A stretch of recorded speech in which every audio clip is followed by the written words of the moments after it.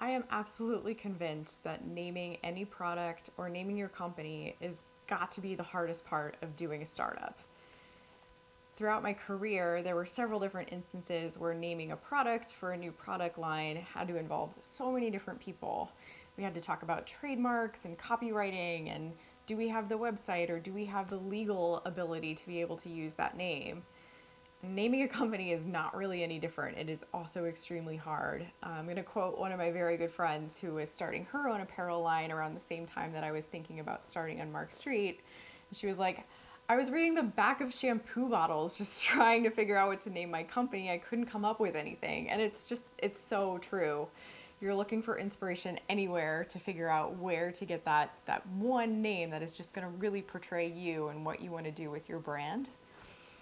And so when it came time for me to really start thinking about what to name my company, I automatically turned to books. I was looking at quotes from some of my favorite books. I have been an avid reader since I was really little.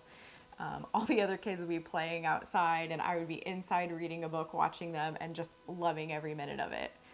So after scouring through some of my favorite books, I came back across Dr. Seuss's Oh, the Places You'll Go. And it felt like such an inspiring book for so many ages of people. And it just felt like a good match for me.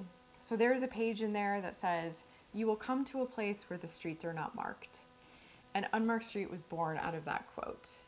It is definitely where I felt like I was in my career at that time. I didn't know where I was going to be going.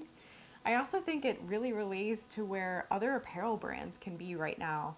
There's a lot of uncertainty and a lot of unknowns out in the supply chain happening for apparel right now. And sometimes you have to walk down that unmarked street to figure out where you're going to go. When I decided to name my sister brand, I am starting my own apparel line as well.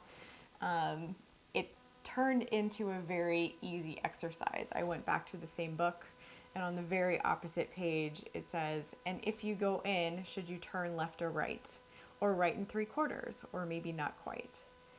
And so that like all in, just I'm ready to go. I'm ready to do this. It just felt like you were turning right and 3/4, which felt like the biggest turn you could take.